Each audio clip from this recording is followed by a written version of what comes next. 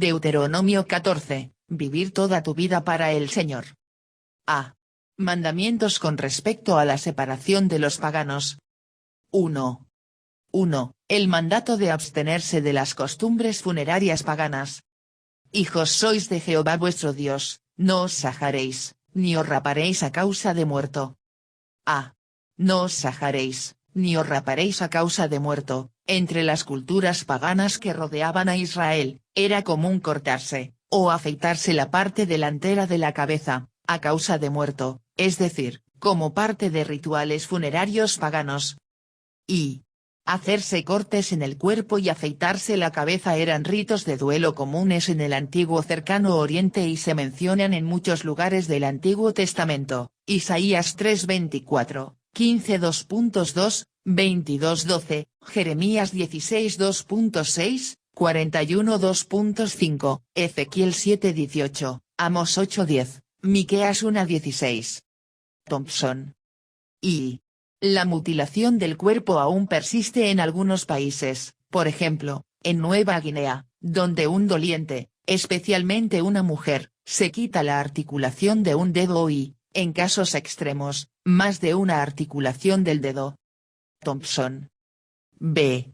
Hijos sois de Jehová vuestro Dios. Entre los cristianos de hoy, hay algo mal si nuestras costumbres de entierro son como los rituales de los impíos. Pablo escribió en 1 Tesalonicenses 4:13, tampoco queremos, hermanos, que ignoréis acerca de los que duermen, para que no os entristezcáis como los otros que no tienen esperanza. Ciertamente podemos llorar el fallecimiento de nuestros seres queridos, pero como aquellos que tienen una esperanza eterna en Jesús, debemos ser diferentes en nuestro duelo. 2. El principio detrás de los mandatos de separación. Porque eres pueblo santo a Jehová tu Dios, y Jehová te ha escogido para que le seas un pueblo único de entre todos los pueblos que están sobre la tierra. A. Eres pueblo santo, la idea detrás de santo es apartado. El pueblo de Israel era un pueblo apartado para el Señor. En Jesús, también nosotros somos un pueblo santo, más vosotros. Nación santa, 1 Pedro 2:2.9. B. Jehová te ha escogido para que le seas un pueblo. El pueblo de Israel fue escogido por Dios, para ser su propio pueblo especial. En Jesús, también nosotros somos pueblo escogido, especial de Dios, mas vosotros sois linaje escogido. Pueblo adquirido por Dios, 1 Pedro 2:2.9. C. Un pueblo único, el pueblo de Israel era un tesoro especial para Dios. En Jesús, también nosotros somos un tesoro especial para Dios, somos su herencia, Efesios 1:18. D. De entre todos los pueblos que están sobre la tierra, cada uno de estos gloriosos privilegios conllevaba una responsabilidad especial. Si Dios consideraba a Israel como algo especial entre las naciones, ellos tenían que comportarse como algo especial entre las naciones. 3:21. El mandato de separarse con respecto a los alimentos. Nada abominable comerás. Estos son los animales que podréis comer: el buey, la oveja, la cabra, el ciervo, la gacela, el corzo, la cabra montés, el íbice, el antílope y el carnero montés. Y todo animal de pezuñas, que tiene hendidura de 2 uñas, y que rumiare entre los animales, ese podréis comer. Pero estos no comeréis, entre los que rumían o entre los que tienen pezuña hendida, camello, liebre y conejo, porque rumían, mas no tienen pezuña hendida, serán inmundos, ni cerdo, porque tiene pezuña hendida, mas no rumía, os será inmundo. De la carne de estos no comeréis, ni tocaréis sus cuerpos muertos. De todo lo que está en el agua, de estos podréis comer, todo lo que tiene aleta y escama. Mas todo lo que no tiene aleta y escama, no comeréis, inmundo será. Toda ave limpia podréis comer. Y estas son de las que no podréis comer: el águila, el quebrantahuesos, el azor, el gallinazo, el milano según su especie, todo cuervo según su especie, el avestruz, la lechuza, la gaviota y el gavilán según sus especies, el búho, el ibis, el calamón, el pelícano, el buitre, el somormujo, la cigüeña, la garza según su especie, la abubilla y el murciélago, Todo insecto alado será inmundo, no se comerá. Toda ave limpia podréis comer. Ninguna cosa mortecina comeréis, al extranjero que está en tus poblaciones la darás, y él podrá comerla, o véndela a un extranjero, porque tú eres pueblo santo a Jehová tu Dios. No cocerás el cabrito en la leche de su madre. Estos son los animales que podréis comer. Solo se permitía comer ciertos mamíferos, y la regla era simple. Si un animal tenía una pezuña dividida, no una sola pezuña como la que tiene un caballo, y rumiaba, podía comerse. Por ejemplo, el camello, el damán de roca y la liebre rumían, pero no tienen pezuñas divididas, sino patas, por lo que se consideran no coser. Además, el cerdo tiene una pezuña dividida, pero no rumía, por lo que se considera no coser. B. De todo lo que está en el agua, de estos podréis comer. Solo se podían comer ciertas criaturas marinas, y la regla era simple. Cualquier criatura acuática que tuviera aletas y escamas era coser y podía comerse. Por lo tanto, la mayoría de los peces se consideraban limpios, excepto un pez como el bagre, que no tiene escamas. Los mariscos serían impuros, porque las almejas, los cangrejos, las ostras y las langostas no tienen aletas ni escamas. C. Toda ave limpia podréis comer. Solo se pueden comer ciertas aves, aunque no se da una regla para determinar si una ave es pura o impura. Las aves impuras mencionadas específicamente, y todo insecto alado, son depredadores o carroñeros. Estas eran consideradas inmundas.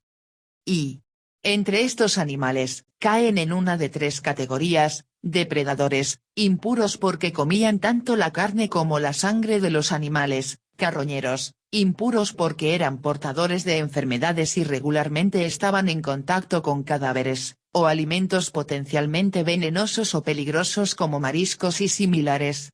Eliminarlos de la dieta de Israel sin duda tuvo un efecto saludable, y una de las razones de las leyes dietéticas de Israel era mantener a Israel saludable. D. Ninguna cosa mortecina comeréis. Si algún animal muere por sí solo, no ha sido desangrado apropiadamente, por lo tanto, no es coser. Y era importante sangrar a los animales antes de comerlos, porque la sangre representaba el principio de vida del animal, Levítico 17:11, y el principio de vida pertenecía a Dios y solo a Dios. Otra razón para las leyes dietéticas era proyectar un simbolismo importante a Israel con respecto a la sangre y la santidad del principio de la vida. No cocerás el cabrito en la leche de su madre. Esta ley inusual era un mandato para no imitar un ritual de fertilidad pagano común. Ilustraba el tercer principio detrás de las leyes dietéticas de Israel. Eran una declaración de separación de las naciones e impedían que Israel tuviera una comunión fácil, sentarse a una comida común, con los gentiles. Y esta ley, debido a extrañas interpretaciones rabínicas, se convirtió en la razón por la que no se puede comer una hamburguesa con queso kosher. Los judíos practicantes de hoy no comen leche y carne en la misma comida, o incluso en los mismos platos con los mismos utensilios cocinados en las mismas ollas, porque los rabinos insisten en que la carne de la hamburguesa puede provenir del ternero de la vaca que dio la leche para el queso, y el queso y la carne se cocerían juntos en el estómago y sería una violación de este mandato. B. El mandato del diezmo. 1. 22-23, el mandato de diezmar. Indefectiblemente diezmarás todo el producto del grano que rindiere tu campo cada año. Y comerás delante de Jehová tu Dios en el lugar que él escogiere para poner allí su nombre, el diezmo de tu grano, de tu vino y de tu aceite, y las primicias de tus manadas y de tus ganados, para que aprendas a temer a Jehová tu Dios todos los días. Indefectiblemente diezmarás. La palabra indefectiblemente es importante, dado que el diezmo describía dar el 10%, Dios ordenó que realmente fuera el 10%. Uno podría imaginar fácilmente a los israelitas descubriendo formas de darle a Dios menos del 10% real. B. Todo el producto del grano, aparentemente, esto significaba el grano que sobraba después de sacar la semilla del grano. Esto significaba que el diezmo se evaluaba sobre los ingresos, no sobre los activos totales. C. Comerás delante de Jehová, cuando el diezmo era entregado al tabernáculo, y más tarde, al templo, una porción del diezmo se disfrutaba en una comida ceremonial con Jehová. El resto se le daba al sacerdote. D. Para que aprendas a temer a Jehová tu Dios todos los días, este era el propósito del diezmo, para edificar honor y reverencia por Dios. La paráfrasis de la Living Bible lo dice claramente, el propósito del diezmo es enseñarte a poner siempre a Dios en primer lugar en tu vida, Deuteronomio 14 2.23b, Living Bible. 2. 24-27, diezmo a larga distancia.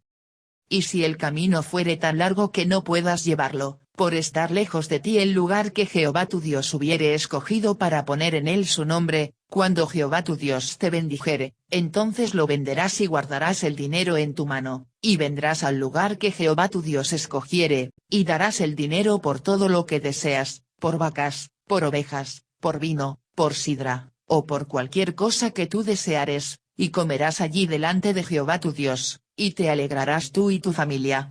Y no desampararás al levita que habitare en tus poblaciones, porque no tiene parte ni heredad contigo. A.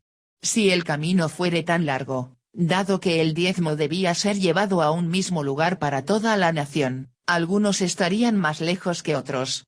Y, si alguien estaba lejos, le resultaría difícil transportar el grano y el ganado que el diezmo requería. B. Lo venderás y guardarás el dinero. Si la distancia impedía el fácil transporte de los animales, las personas podían cambiar su diezmo por dinero, y luego usar el dinero para diezmar cuando llegaran al tabernáculo, y más tarde, al templo. C. Te alegrarás tú y tu familia. Leyes como esta nos muestran que Dios es un Dios de sentido común. Él no impone demandas irrazonables a su pueblo. Hizo una manera para que diezmaran más convenientemente. 3. 28-29, el diezmo del tercer año. Al fin de cada 3 años sacarás todo el diezmo de tus productos de aquel año, y lo guardarás en tus ciudades. Y vendrá el levita, que no tiene parte ni heredad contigo, y el extranjero, el huérfano y la viuda que hubiere en tus poblaciones, y comerán y serán saciados, para que Jehová tu Dios te bendiga en toda obra que tus manos hicieren. A. Al fin de cada 3 años sacarás todo el diezmo de tus productos de aquel año. Algunos han dicho que esto habla de otro diezmo, a veces llamado el diezmo de los pobres, que se llevaría cada 3 años. Sin embargo, dado que habla del diezmo, y dado que también era para el levita y no solo para los pobres, es mejor entender que este no era un diezmo adicional, sino una orden de que una vez cada 3 años el diezmo también estuviera disponible para los pobres, no solo para el levita. Y, como señala Kayan, los rabinos judíos generalmente han sostenido que había 3 diezmos, 1, para los sacerdotes y levitas, 2, para las comidas comunales, 3, cada 3 años para los que no tenían tierra, es decir, los levitas, extranjeros, huérfanos y viudas. Kayan continúa objetando este enfoque rabínico, y observa con precisión, así que todas las designaciones de los diezmos hablan de un diezmo básico que se destina a varios usos. B.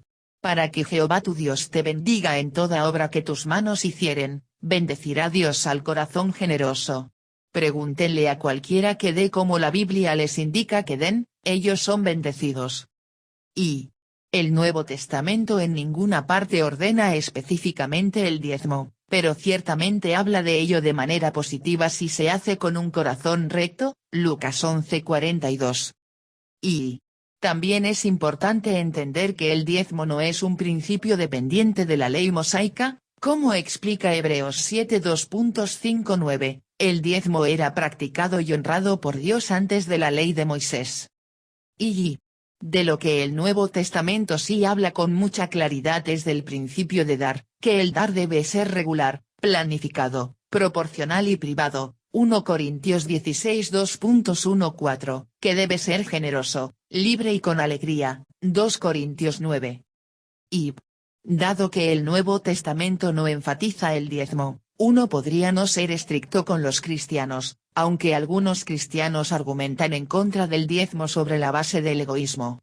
Sin embargo, Dado que la donación debe ser proporcional, deberíamos dar algún porcentaje, y el 10% es un buen punto de referencia, y punto de partida. Para algunos, dar el 10% no es suficiente, para otros, en su momento actual, el 5% puede ser un enorme paso de fe. Si nuestra pregunta es, ¿cuánto es lo más poco que puedo dar y aún así agradar a Dios? Nuestro corazón no está en el lugar correcto en absoluto. Deberíamos tener la actitud de algunos cristianos primitivos, quienes esencialmente decían, no estamos bajo el diezmo, podemos dar más. Dar y administrar las finanzas es un asunto espiritual, no solo financiero. Lucas 16:11.